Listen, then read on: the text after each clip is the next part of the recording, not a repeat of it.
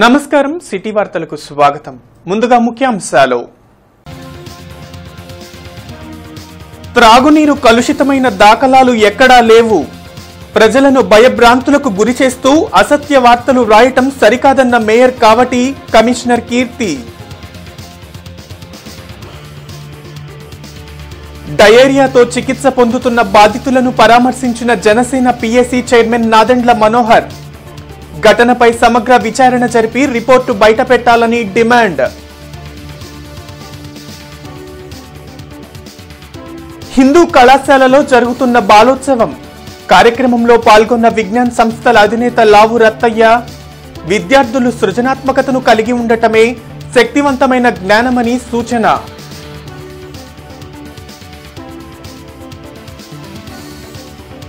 అగ్రిగోల్డ్ బాధితులకు న్యాయం చేయాలని ప్రభుత్వానికి బహిరంగ లేఖ రాసిన సిపిఐ రాష్ట్ర సహాయ కార్యదర్శి ముప్పాళ్ల నాగేశ్వరరావు. అగ్రిగోల్డ్ బాధితులకు 100% హామీలు అమలు చేయాలని డిమాండ్.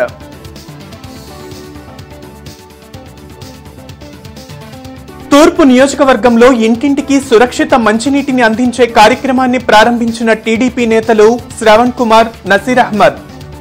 బాధితులను ఆదుకోవటంలో ప్రభుత్వం విఫలమైందని మండిపాటు. కలుషిత మంచినీటితో ప్రజలు రోగాల బారిన పడుతున్నారనే దుష్ప్రచారం చేయటం సరికాదని మేయర్ కావటి మనోహర్ నాయుడు అన్నారు. సోషల్ మీడియా, కొన్ని పత్రికలు రాజకీయ పార్టీలకు కొమ్ము కాస్తూ ప్రజాప్రతినిధులు, మున్సిపల్ కార్పొరేషన్ అధికారులపై నిరాధారమైన ప్రచారం చేస్తున్నారని ఆరోపించారు. మున్సిపల్ కార్పొరేషన్ కార్యాలయంలో కమిషనర్ కీర్తి చేకూరి డిప్యూటీ మేయర్ బాలవజ్రబాబుతో కలిసి మేయర్ కావటి మనోహర్ నాయుడు మీడియాతో మాట్లాడారు. ముగ్గురు డయేరియాతో మృతి చెందారని, 200 మందికి పైగా చికిత్స పొందుతున్నారనే తప్పుడు ప్రచారం జరుగుతుందన్నారు. కలుషితమైన నీరు వెళ్లిన ప్రతి ప్రాంతంలో డయేరియా బారిన పడే అవకాశం ఉందని, అక్కడక్కడ ప్రాంతాల్లోని ప్రజలు డయేరియా బారిన పడినట్లు తెలుస్తుందన్నారు. గత ప్రభుత్వంలో కలుషిత నీటితో 27 మంది మృతి చెందారని గుర్తు చేశారు. పద్మ అనే మహిళ అనారోగ్యంతో మృతి చెందితే ప్రతిపక్ష పార్టీలు రాజకీయ మనుగడ కోసం ప్రభుత్వంపై ఆరోపణలు చేయడం సరికాదన్నారు. క్షేత్రస్థాయిలో పరిశీలన చేసిన తర్వాత త్రాగునీరు కలుషితమైన దాఖలాలు ఎక్కడా లేవన్నారు. ప్రజలను భయభ్రాంతులకు గురిచేస్తూ అసత్య వార్తలు రాయడం సరికాదన్నారు. ఇక్బాల్ అనే వ్యక్తి నిమోనియాతో మృతి చెందినట్లు వైద్యులు రిపోర్ట్ ఇచ్చారన్నారు. ఎందుకంటే ఒక వారం రోజుల నుంచి మంచినీటి కలుషితం అవుతా ఉంది. సుమారు ఒక ముగ్గురు ఈ డయేరియా వ్యాధితో బాధపడుతూ చనిపోయారు. సుమారు 200 మంది పైచిలకు ప్రజలు హాస్పిటల్స్లో చికిత్స పొందుతూ ఉన్నారు అని చెప్పేసి రాజకీయ పార్టీలు మాట్లాడుతూ ఉన్నాయి. దాన్ని వక్రీకరిస్తూ పత్రికల వాళ్ళు, టీవీల వాళ్ళు, కొన్ని ఛానల్స్, కొన్ని పత్రికల వాళ్ళు పబ్లిష్ చేస్తూ ఉన్నటువంటి పరిస్థితి చాలా దారుణంగా కూడా ఉంది. ఇలాంటి తరుణంలో ఇలాంటి అసత్యమైనటువంటి వార్తలు రాయటం అనేది భావ్యం కాదు. దయచేసి పత్రికల వాళ్ళకి, మీడియా వాళ్ళకి చెప్తా ఉన్నాను.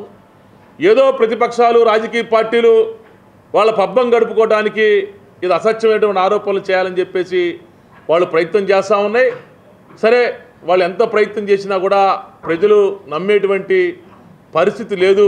వాళ్ళు రాజకీయంగా ఉనికిని కాపాడుకోవటం కోసం ఎన్నికలు సమీపించేటువంటి సమయంలో వాళ్ళందరూ వచ్చి ఏదో అధికార పార్టీ మీద, అధికారుల మీద, ప్రజాప్రతినిధుల మీద బురద తీయడానికి కార్యక్రమం తీసుకుంటా ఉన్నారు. ఆర్ఎస్ టెస్ట్ చేసినా సరే క్లోరినేషన్ తర్వాత ఎక్కడ కూడా మన నీళ్ళలో సమస్య ఉంది అని చెప్పి మనకు తెలియదు. మన రిపోర్ట్స్ అంటే మన హెడ్ వాటర్ వర్క్స్ లో మంచి ల్యాబ్ ఉంది, ఆ రిపోర్ట్స్ ప్రకారం కానివ్వండి, లేదంటే రీజనల్ ల్యాబొరేటరీ రిపోర్ట్స్ ప్రకారం కానీ కానివ్వండి, ఎక్కడ కూడా క్లోరినేషన్ చేసిన తర్వాత మనకి ఎటువంటి ఈ కొలై కానీ లేదంటే క్లెప్సెల్లా కానీ అదర్ ఫార్మ్స్ ఆఫ్ బ్యాక్టీరియా ఉన్నట్టు కానీ మనకి ఎక్కడా లేదు. కాబట్టి దానివల్ల ఇది మనం లింక్ చేయడానికి ఉన్నది రిపోర్ట్స్ బట్టి. సో అందులో ఒక 4 ప్లాంట్స్ కి సంబంధించి వాటర్ pH తక్కువ ఉంది అని ఒక రిపోర్ట్ రావడం జరిగింది. సో వాటర్ pH ఎసిడిక్ గా ఉంది అనే అవుట్ సైడ్ లిమిట్స్ ఉన్నాయని జరిగింది. ఒక ప్లాంట్ లో మాత్రం ఈకోలై కూడా ఉంది అని వచ్చింది. ఆ ప్లాంట్ కాకుమాన్ వారి తోటలో ఉంది. అది శారదాగానికి కిలోమీటర్ దూరంలో ఉన్న ప్లాంట్ లో ఈకోలై కూడా ఉందని చెప్పారు. కాబట్టి దాని మీద మేము ఆ రిపోర్ట్స్ బేస్ చేసుకుని ఇవన్నీ కూడా regional health lab, medical department చేసింది. డయేరియా సమస్యపై ప్రభుత్వం స్పందించాల్సిన రీతిలో స్పందించడం లేదని జనసేన పీఎస్సీ చైర్మన్ నాదెండ్ల మనోహర్ ఆరోపించారు. డయేరియాతో చికిత్స పొందుతున్న బాధితులను నాదెండ్ల మనోహర్ పరామర్శించారు. ఇప్పటి వరకు 200 మందికి పైగా డయేరియా బాధితులు జీజీహెచ్లో చికిత్స పొందారన్నారు. బాధితులకు మెరుగైన సేవలు అందించేలా క్షేత్రస్థాయిలో సర్వే చేసి వారిని ఆదుకోవాల్సిన అవసరం ఉందన్నారు. కలుషితమైన నీటితోనే సమస్య వచ్చిందని ఖచ్చితంగా తెలుస్తుందని, ఈ నేపథ్యంలో అనేక సహాయ కార్యక్రమాలను చేపడుతూ రోగులకు అండగా నిలబడుతున్నామన్నారు. సమస్యను పరిష్కరించేలా ప్రజాప్రతినిధులు, అధికారులు బాధ్యత తీసుకోవాలన్నారు. సమస్యపై ప్రభుత్వం పూర్తిస్థాయిలో స్పందించకపోవడంపై ఆయన ప్రశ్నించారు. రానున్న రోజుల్లో జనసేన బాధితులకు అండగా నిలుస్తుందన్నారు. ఘటనపై సమగ్ర విచారణ జరిపి రిపోర్టును బయటపెట్టాలని డిమాండ్ చేశారు. ఎందుకు పైప్ లైన్ని మీరు మరమ్మతులు చేసుకోలేకపోయారు? ఎందుకు ఫిల్టర్డ్ వాటర్ సరఫరా మీరు చేసుకోలేకపోతున్నారు? రక్షిత మంచినీటి పథకం కింద మీరు తీసుకురావాల్సిన నీటి సరఫరా పేద ప్రాంతాల్లో నివసిస్తున్న ప్రజలకి ఇబ్బందికరమైన పరిస్థితి ఎందుకు వస్తుంది? ఈరోజు కూడా భూగర్భ జలాలపైన ఆధారపడుతున్న గుంటూరు నగరానికి ఎందుకు గత 5 సంవత్సరాల నుంచి వీళ్ళు ఒక ప్రణాళిక సిద్ధం చేసుకుని డ్రింకింగ్ వాటర్ రాలేకపోయారు? ఖచ్చితంగా ఇన్ఫ్రాస్ట్రక్చర్ లోపం ఉంది, మెయింటెనెన్స్ లోపం ఉంది. నాకు అందిన సమాచారం చాలా చోట్ల ఈ మోటార్లు కూడా పనిచేయడం లేదు, ఫిల్టర్ ప్లాంట్స్ లేవు, వాటర్ ట్రీట్మెంట్ ప్లాంట్స్ కూడా సరిగా ఏర్పాటు చేయలేదు వీళ్ళు. ఇంత పెద్ద నగరంలో, ఎంతో గొప్పగా చెప్పుకునే గుంటూరు నగరంలో ఇటువంటి పరిస్థితి రావడం చాలా దారుణం, దురదృష్టకరం. ఇక్కడ రాజకీయ పరంగా మాట్లాడాల్సిన అంశం కానే కాదు. దయచేసి కుటుంబాలకు అండగా నిలబడండి. జనసేన పార్టీ నుంచి మా వంతు మేము ఏ విధంగా సహాయం చేస్తున్నామో ప్రభుత్వం కూడా పెద్ద మనసుతో స్పందించాలి. ఈ కుటుంబాలు పాపం చాలా పేద కుటుంబాలు, వాళ్ళ తరఫున ఫ్యామిలీ మెంబర్స్ వచ్చి హాస్పిటల్లో ఉండాలంటే వాళ్ళ జీవనోపాధి గురించి వాళ్ళు కష్టపడుతుంటే వాళ్ళని ఆదుకోవాల్సింది పోయి దేనివల్ల మీరు బురద జల్లుతారు? ప్రతిపక్ష నాయకులపైన, పార్టీలపైన బురద జల్లితే మీకు ఏమొస్తుంది? అది వీళ్ళు మానుకోవాలని చెప్పి మేము మనవి చేస్తున్నాం. గుంటూరు తూర్పు నియోజకవర్గంలో ఇంటింటికి ఉచిత సురక్షిత నీటిని అందించే కార్యక్రమాన్ని టీడీపీ నియోజకవర్గ ఇన్ఛార్జ్ నసీర్ అహ్మద్ చేపట్టారు. శారదా కాలనీలో వాటర్ ట్యాంకును జిల్లా టీడీపీ అధ్యక్షులు శ్రావణ్ కుమార్, ఇతర నాయకులు ప్రారంభించారు. డయేరియాతో మృతి చెందిన వారి కుటుంబంతో పాటు హాస్పిటల్లో ట్రీట్మెంట్ తీసుకుంటున్న వారిని ఆదుకోవడంలో ప్రభుత్వం విఫలమైందని శ్రావణ్ కుమార్, నసీర్ మండిపడ్డారు. డ్రైనేజీ లైన్లు, వాటర్ పైప్ లైన్లతో కలిసి నీటి సరఫరా అవుతుందని అనేక సార్లు అధికారులు దృష్టికి తీసుకువెళ్లినా పట్టించుకోలేదన్నారు. ఎవరు కూడా బాధ్యత తీసుకునే పరిస్థితి లేదు. చనిపోయిన వారికి సరైన దిశగా ఆలోచనలు చేయట్లేదు, వారి కుటుంబాలను ఆదుకునే పరిస్థితి లేదు. ఓ పక్కన చూద్దామంటే కార్పొరేషన్లో పన్నుల భారం విపరీతంగా పెరిగిపోయింది. ఇంటి పన్ను పెరిగింది, నీటి పన్ను పెరిగింది, చెత్త పన్ను పెరిగింది. పెరిగిన రీతిలో సౌకర్యాలు ఇవ్వలేని దుర్మార్గమైన ప్రభుత్వాన్ని ప్రజలందరూ కూడా గుర్తించాలి.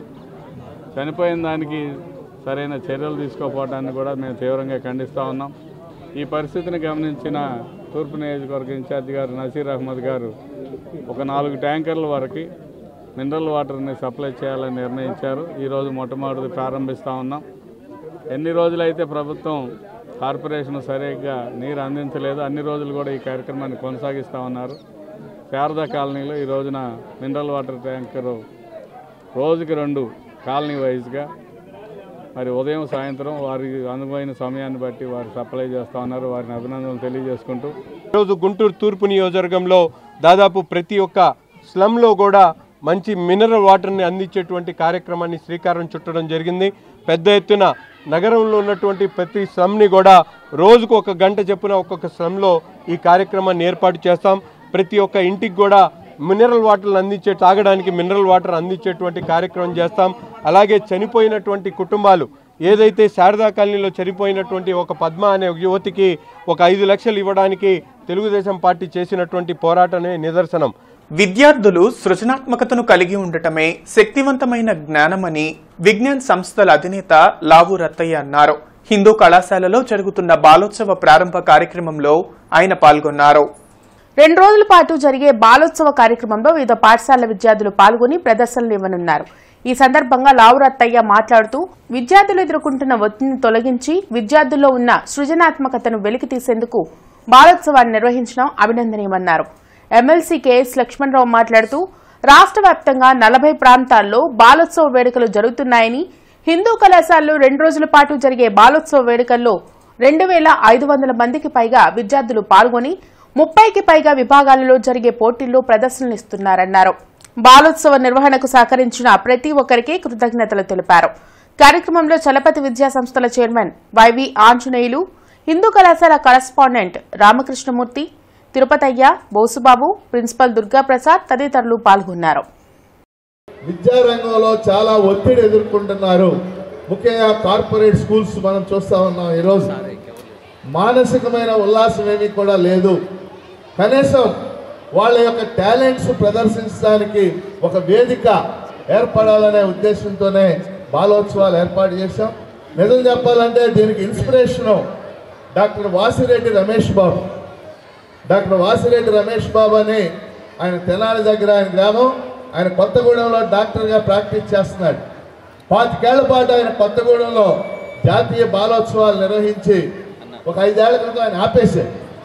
దాన్ని మనం ఇవాళ అందుకుని ఈరోజు ఈ రాష్ట్రంలో 40 చోట్ల బాలోత్సవాలు నిర్వహిస్తున్నాం. గుంటూరు ఒక్కటే కాదు, 40 ప్లేసెస్.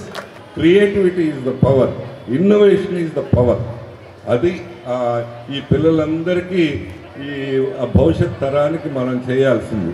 ఈ కార్యక్రమానికి ఆయన ఏ ఉద్దేశంతో చేస్తున్నారో కానీ ఈ ఆబ్జెక్టివ్స్ అన్నీ ఈ కార్యక్రమం ద్వారా నెరవేరుతాయని నేను మనస్ఫూర్తిగా చెప్తున్నాను. సో ఇప్పుడు మారుతున్న కాలంలో ఏం జరుగుతుంది అంటే మీరు ఆలోచిస్తే ఎవరు ధనవంతులు, ప్రపంచంలో ఎవరు ధనవంతులు అవుతున్నారు? బాగా ఎయిర్ క్రాఫ్ట్ మ్యానుఫ్యాక్చర్ చేసేవాళ్ళు, తయారు చేసేవాళ్ళు ధనవంతులా? లేకపోతే లారీ తయారు చేసేవాళ్ళు, కార్లు తయారు చేసేవాళ్ళు ధనవంతులా? వాళ్ళేం కాదు. ఇంత ముందు రోజుల్లో వాళ్ళు. ఇప్పుడు ఎవరు ధనవంతులు అవుతున్నారంటే ఎవరికైతే ఐడియాస్ ఉన్నాయో, ఎవరికైతే కొత్తగా ఆలోచిస్తున్నారో వాళ్ళు ధనవంతులు. బాలోత్సవం అనేది ఒక పండుగలాగా ప్రతి సంవత్సరం నిర్వహించడం అంటే దీని వెనుక వారి కష్టం, వారి ఉండేటువంటి పట్టుదల, వీటన్నిటిని దృష్టిలో పెట్టుకోవాలి.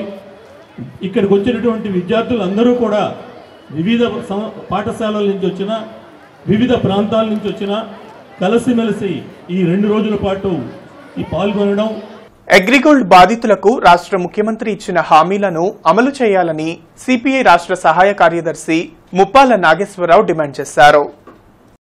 జిల్లా సిపిఐ కార్యాలయంలో ముప్పాల నాగేశ్వరరావు మాట్లాడుతూ అగ్రిగోల్డ్ బాధితులకు ఇచ్చిన హామీ ప్రకారం 100% న్యాయం చేయాలని కోరుతూ బహిరంగ లేఖ రాసినట్లు తెలిపారు.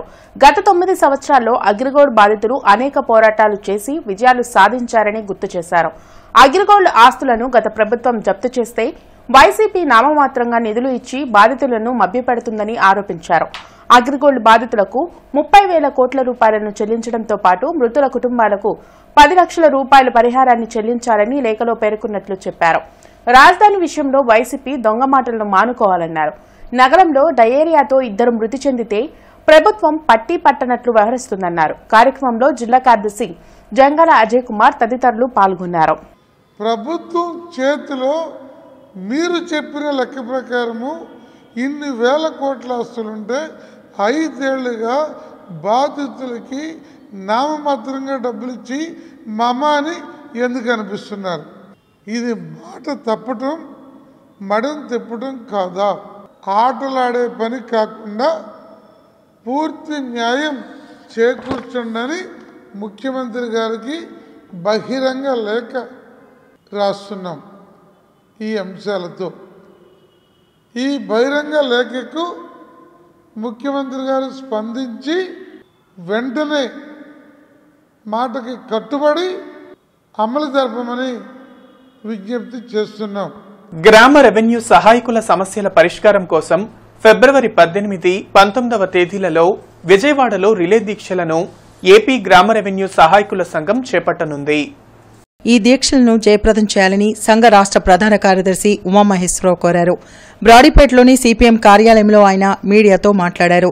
గ్రామ రెవెన్యూ సహాయకులకు పే స్కేల్తో పాటు 2018 నుండి రికవరీ చేసిన డీఏ బకాయిలను తిరిగి చెల్లించాలని డిమాండ్ చేశారు. సమస్యలు పరిష్కరించుకుంటే సమ్మె చేసేందుకు కూడా వెనకాడమని హెచ్చరించారు. రెవెన్యూ మంత్రి గారు కానీ, ప్రిన్సిపల్ సెక్రటరీ గారు కానీ, సీసీఎల్ఏ గారు కానీ ఒక నెల ఈ 10,500 రూపాయల జీతంతో బతకగలరా? మీ కుటుంబాన్ని బతికించుకోగలరా? ఇది మేము అడుగుతున్నది. కాబట్టి తక్షణం ముఖ్యమంత్రి గారు చెప్పిన హామీని నిలబెట్టుకోవాలి. అటెండరు, వాచ్మెను, విఆర్ఓ, రికార్డ్ అసిస్టెంటు, డ్రైవర్లు ఈ ఖాళీ పోస్టులు ఉన్నాయి. ఇప్పుడు దాకా ఉన్నటువంటి 30% ఏదైతుందో దాన్ని 70% పెంచమని చెప్పేసి అడుగుతూ ఉన్నాం. ఆ రకంగా మా న్యాయమైన డిమాండ్ని పరిష్కారం చేయమని చెప్పేసి ప్రభుత్వానికి గత 4.5 సంవత్సరాలుగా మొరబెట్టుకున్న ఈ ప్రభుత్వం పెడచెవిని పెడతా ఉంది. మేము ధర్నాలు ప్రదర్శనలు చేస్తే కాకతాళీయంగా ముఖ్యమంత్రి గారు 500 రూపాయలు డిఏ ఇస్తున్నారు, అది మాత్రం ఇచ్చారు, చేతులు దులిపేసుకున్నారు. మరి జీతభత్యాల విషయం ఏంటి? పెరుగుతున్న ధరలతో మేము ఎట్లా బతకాలి? మా ఉద్యోగాల భద్రత ఏంటి? ఇది మేము అడుగుతున్నది. ఈ న్యాయమైన డిమాండ్ల కోసం 18, 19 తారీఖుల్లో విజయవాడలో రిలే నిరాహార దీక్షలు నిర్వహిస్తా ఉన్నాం. ఆర్వీఆర్ అండ్ జేసీ ఇంజనీరింగ్ కళాశాల 39వ వార్షికోత్సవ వేడుకలు ఘనంగా నిర్వహించారు. ఈ కార్యక్రమానికి అతిథులుగా SRM university advisor వజ్జా Sambasivarao, cine hero Thottempudi Gopichand పాల్గొన్నారు. తొలుత ఈ కార్యక్రమంలో కళాశాల ప్రాంగణంలోని రాయపాటి వెంకట రంగారావు, జాగర్లమూడి చంద్రమౌళి విగ్రహాలకు పూలమాలలు వేసి నివాళులర్పించారు. అనంతరం కళాశాలలో అర్హులైన 277 మంది విద్యార్థులకు ఒక్కో విద్యార్థికి 20,000 రూపాయల చొప్పున మొత్తం 55,40,000 రూపాయల పూర్ అండ్ మెరిట్ స్కాలర్షిప్లను, కళాశాలలోని వివిధ కోర్సులలో ఉత్తమ ఫలితాలు సాధించిన 19 మంది విద్యార్థులను ఎంపిక చేసి ఫస్ట్ అండ్ సెకండ్ ర్యాంకులను ప్రకటిస్తూ ఎండోమెంట్ క్యాష్ అవార్డులను అతిథుల చేతుల మీదుగా అందజేశారు.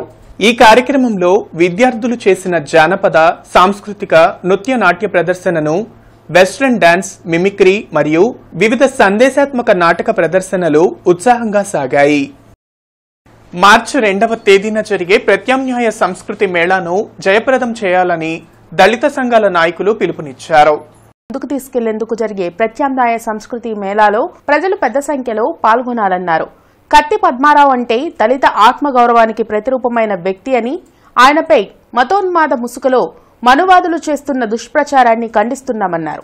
అంబేద్కర్ సూచించిన విలువలను సమాజానికి వివరిస్తూ విజ్ఞాన మందిరంలో జరిగే మేళాను జయప్రదం చేయాలని కోరారు. కార్యక్రమంలో బ్రహ్మయ్య, పాగళ్ల ప్రకాష్, విద్యాసాగర్, నీలాంబరం తదితరులు పాల్గొన్నారు. ఆంధ్రప్రదేశ్లో ఉన్నటువంటి ప్రజా సంఘాల సమన్వయంతో ప్రత్యామ్నాయ సంస్కృతి మేళా కార్యక్రమాన్ని మహాత్మా జ్యోతిబా పూలే అంబేద్కర్ గారి సిద్ధాంతాలని ముందుకు తీసుకెళ్లేదానికి డాక్టర్ కత్తి పద్మారావు గారి నాయకత్వంలో ఈ మార్చి 2వ తారీఖు ఈ కార్యక్రమాన్ని జరుపుకోవటం జరుగుతుంది. ఈ కార్యక్రమంలో అనేకమైన రచయితలు, అదేవిధంగా మేధావులు, ప్రజాసంఘ నాయకులు, అన్ని పార్టీ ప్రత్యామ్నాయంగా ఆలోచించే మేధావులు అందరూ ఈ సభలో పాల్గొంటారని, వైసీపీ మధ్యవర్తుల కారణంగా తమకు సరైన గుర్తింపు లభించలేదని మాజీ డిప్యూటీ మేయర్ తాడిశెట్టి ఆరోపించారు. ఫిబ్రవరి 19న తాడిశెట్టి కుటుంబాన్ని నమ్ముకున్న ఆత్మీయులతో సమావేశం నిర్వహించి తన భవిష్యత్ రాజకీయ కార్యాచరణను ప్రకటించనున్నట్లు తెలిపారు. గుంటూరులో తాడిశెట్టి మురళి మీడియాతో మాట్లాడారు.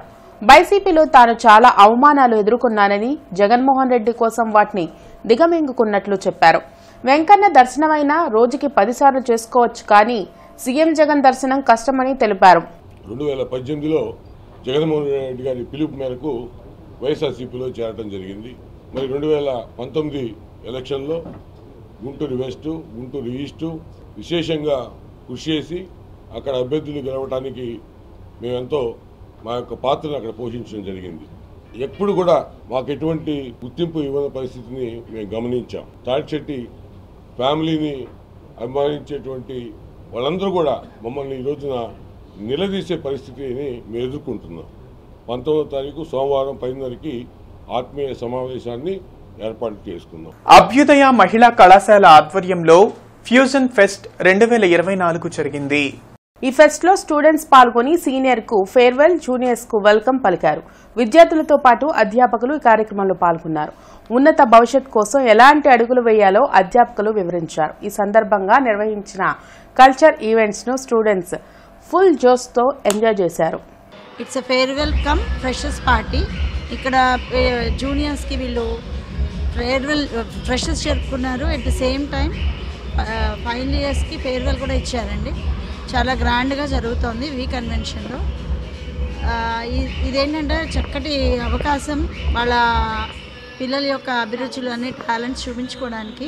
ప్రతి సంవత్సరం ఇలా జరుగుతూ ఉంటుందండి ఫేర్వెల్ ఫ్రెషర్. ఓకే, ఈరోజు మాకు చీఫ్ గెస్ట్గా వచ్చిన వారు ఉదుపు సూర్యలక్ష్మి గారు. ఆవిడ నాగార్జున యూనివర్సిటీలో AI data science and at the same time machine learning గురించి మాకు బ్రీఫ్గా అనలైజ్ పీపీటీ ప్రజెంటేషన్ చూపించారండి. That is more useful to the students. మేము ఇన్వైట్ చేసామండి దీనికి. అండ్ మా చీఫ్ గెస్ట్ మాకు చాలా మెమరబుల్ అండ్ చాలా ఇన్స్పైరింగ్ స్పీచ్ ఇచ్చారండి. అది మాకు చాలా హెల్ప్ఫుల్ అనమాట. మేము ఫ్యూచర్లో ఏ కోర్స్ చేయాలి, ఆ కోర్స్ ఎటువైపు వెళ్ళిద్ది, data science, machine learning, AI means artificial intelligence, వీటన్నిటి గురించి మాకు డీప్గా అనాలిసిస్ ఇచ్చారండి. అది మాకు చాలా యూజ్ అయింది. ఈరోజు మేము ఆవిడ గైడెన్స్ ద్వారా నెక్స్ట్ మా స్టెప్ ఆఫ్టర్ డిగ్రీ మేము ఎటు వెళ్ళాలి ఏంటి అని చెప్పని చాలా ఇన్ఫర్మేషన్ మేము ఆమె నుంచి గ్యాదర్ చేసుకున్నాము. ఆ స్పీచ్ మాకు ఒక హాఫ్ అన్ అవర్ ఇచ్చారు. That was mind blowing and very inspirable and motivable speech అన్నమాట. జనంలోకి జనసేన కార్యక్రమంలో భాగంగా 55వ డివిజన్ అధ్యక్షులు కొనిదేటి కిషోర్ ఆధ్వర్యంలో డొంకరోడ్డు పరిసర ప్రాంతాలలో నగర జనసేన పార్టీ అధ్యక్షులు నేరెళ్ల సురేష్ పర్యటించారు.